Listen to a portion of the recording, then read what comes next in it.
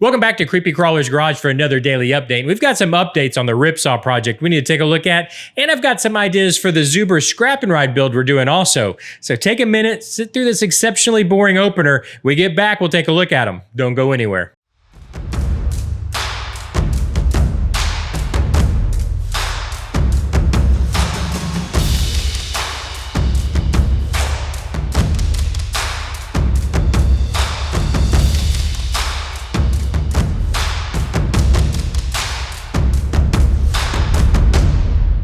Been working on the Ripsaw project, and probably what you've noticed right off the bat is I went ahead and added in the spikes to the roof here to the what we're calling the mohawk on this. And I know we had talked about a bunch of different options to use for those spikes, and I just went with nice, simple conical spikes. I think those are going to work the best. I did two different sizes. I did a tall one and a short one, and I just kind of put them up there, tall, short, and then tall, tall, short in the back. I think it's nice and simple, and it gives most of the focus to the saw blades, which is where we want it at anyways.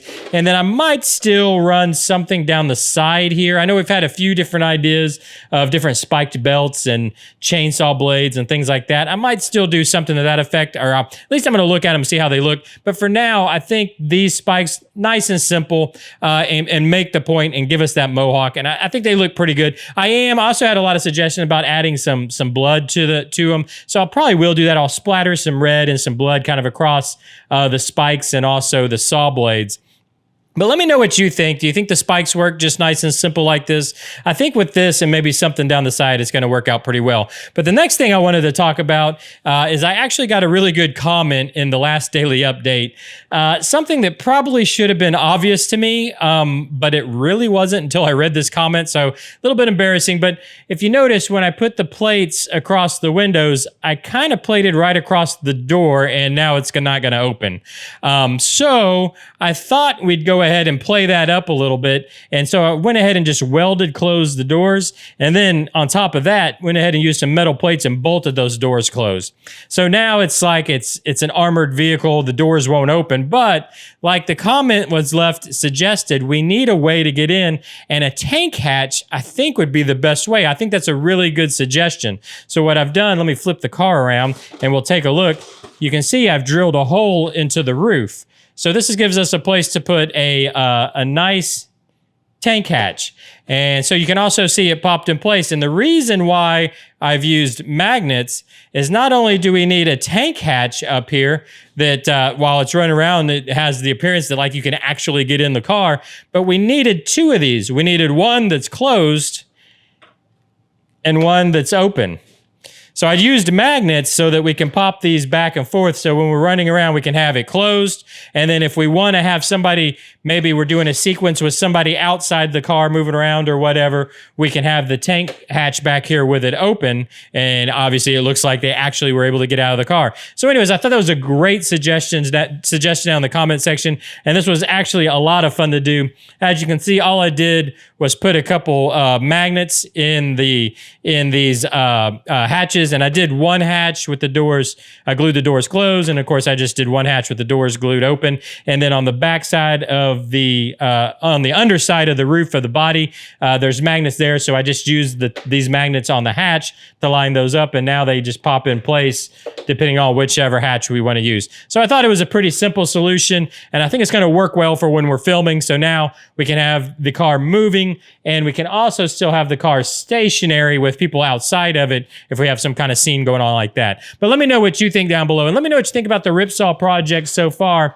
I think we're making pretty good headway with it. I'm going to be real honest with you. I'm actually really liking this. It's been a lot of fun to work on. I love the way it's starting to look. And now we're going to start doing some of the melee weapons like on the wheels and things.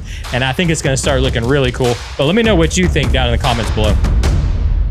Also wanted to take a quick look at the Jeep Cherokee body that we're going to be working with, and I had a great comment in the last daily update for a name for this, I guess the business for this vehicle, which is Zuber Scrap and Ride. So I think that's perfect. So if you remember right, this vehicle is going to be driven by a character named Zuber, and he's basically, well, not basically, he is a taxi driver or Uber driver, and he sells scrap out of the back of his vehicle. So in this apocalyptic world, he's selling scrap to the people in the city, but he's also, trying to make a little couple extra dollars by having a taxi service or an Uber service.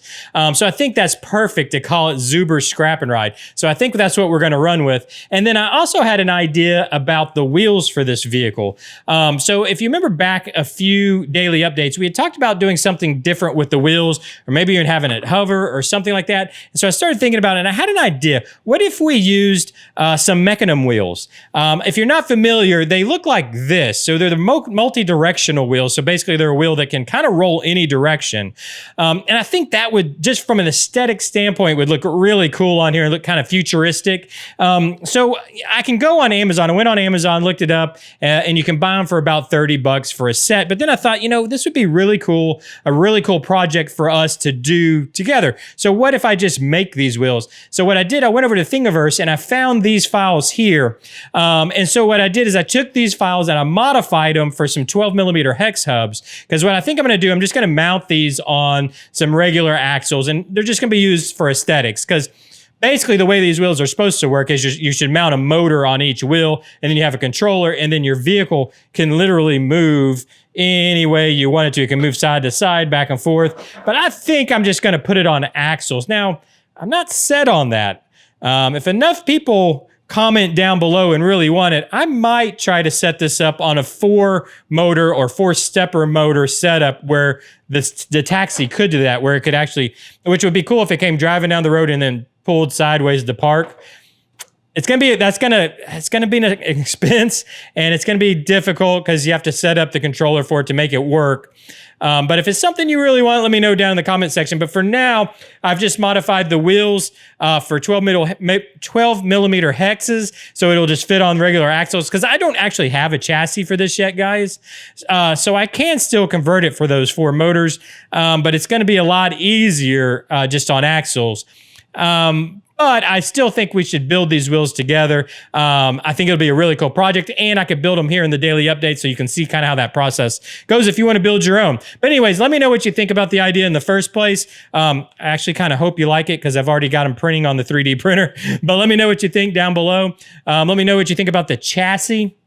Do you think it's worth taking that extra step and putting the 4 motors on all the wheels and making it kind of a full functioning mechanism wheeled vehicle? Let me know. And let me know what else you think about Zuber Scrap and Ride vehicle. If you have any other ideas, I definitely think we are going to move forward with the Android driver, or the I don't know what you want to call it, the robot driver for the vehicle. I think we are going to move forward with that also. But let me know what you think down in the comments below. Thanks for joining me here in the garage again for another daily update. And I just want to take a second real quick to thank my Patreons. They really are who make this series and this channel happen. And there's a lot of things that go on behind the scenes, even outside of Patreon, with my patrons, with support that I just want to say thank you for. They usually want to say anonymous, and they're just supporting. And I just want to say a big thank you. I know you're out there. I know you're watching, all you guys out there that are supporting the channel, not only on Patreon, but even outside Patreon with donations and things like that. And I thank you very much. I do create this channel on a $0 budget. So it does, all that helps. And if you're interested in supporting this series, if it's something that you're interested in, you want to be part of, go check out the Patreon page. There are perks where you get actually producer credit on the series coming up in December. So you'll get your name right there in the front credits as a producer on the channel. So if that's something on the series, if that's something you're interested in, go check out the Patreon page. But I also want to thank every one of you for watching these episodes. I can't believe how many people come every day. Thank you so much. Thank you for hitting that like button. Leave me those comments down below. Hit that subscribe button if you haven't already, and I'll see you tomorrow. Bye-bye.